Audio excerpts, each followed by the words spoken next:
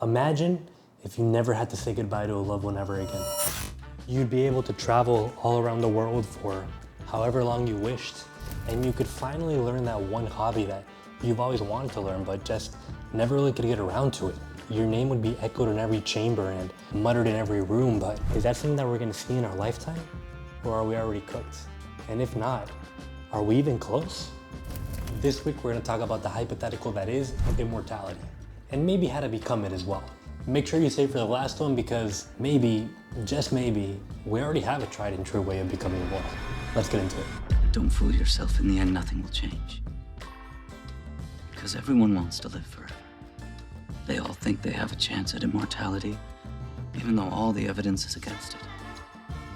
They all think they will be the exception. What's up, you guys? It's your boy, I'm trying, and the idea of not having to worry about your hunger levels getting too low and not having to money an XP farm for the next 40 to 50 years sounds pretty amazing. And if you ask me, I would love to not have any expiration date on my life, for sure. But it's definitely contingent on one thing that I talk about later in this video, so make sure you stick around. Personally, I can't imagine all the stuff that we're gonna come up with in the next hundreds and hundreds of years. That is, if we don't blow each other up first. Maybe it's just me playing too much of the BioShock series or Death Stranding, but I really can't wait to see where human imagination takes us in the next couple decades. Didn't you ever space ski to school when you were a kid, Mom? But sadly, 100 years just isn't enough time to see any real progress in anything, basically.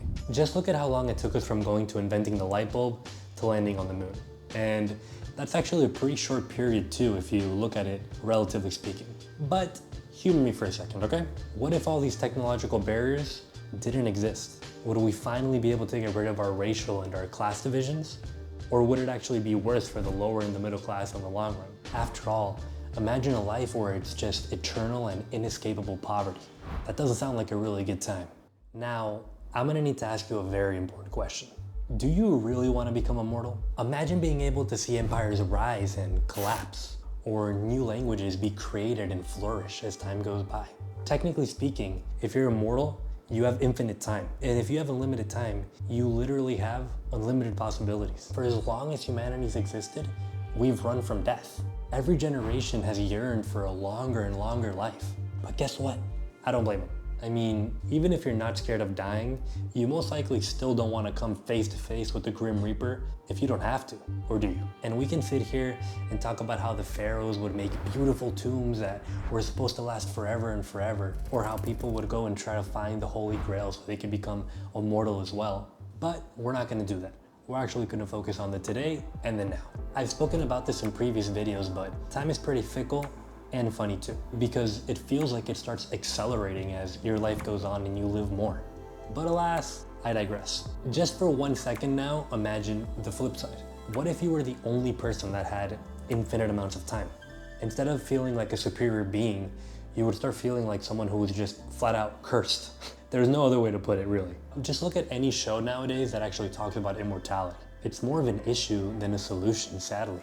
You'll live to see this world crumble to dust and blow away! You would never be able to make meaningful and lasting connections.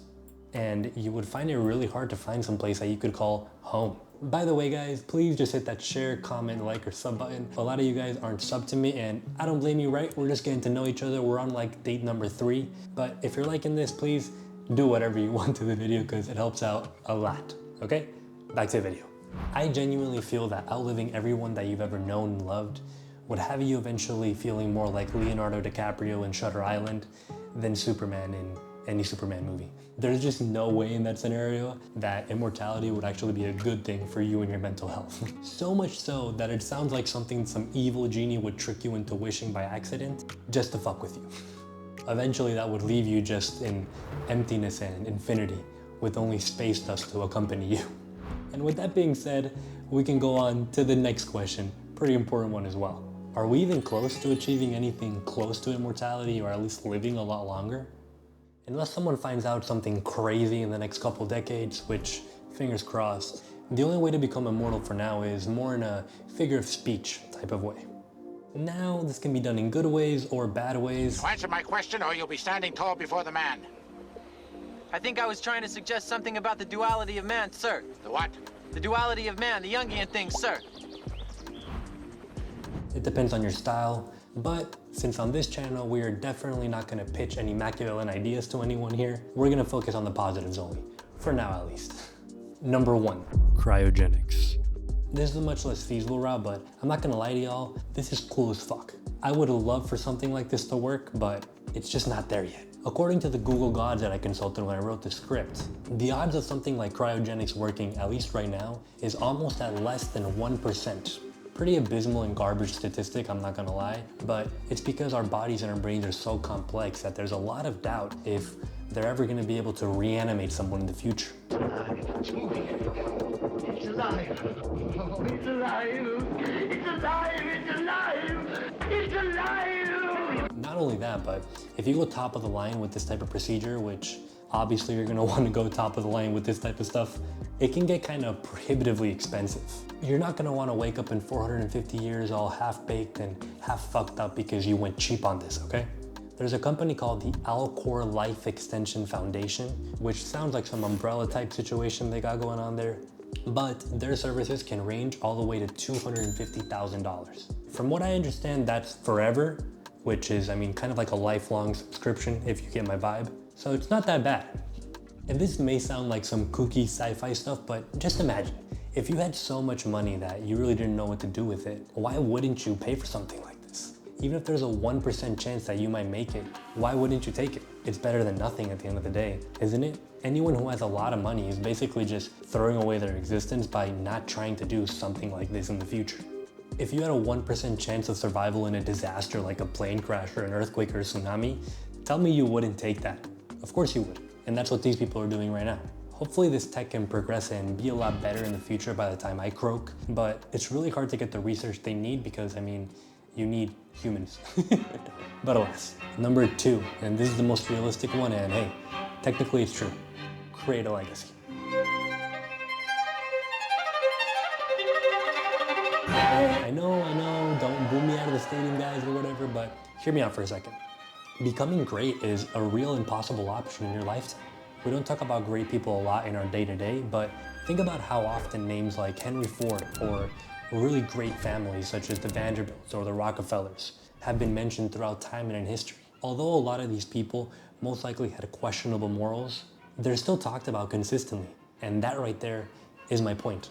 What type of legacy you end up leaving is completely up to you. It's like those Goosebumps books where you would choose your own adventure. Exactly.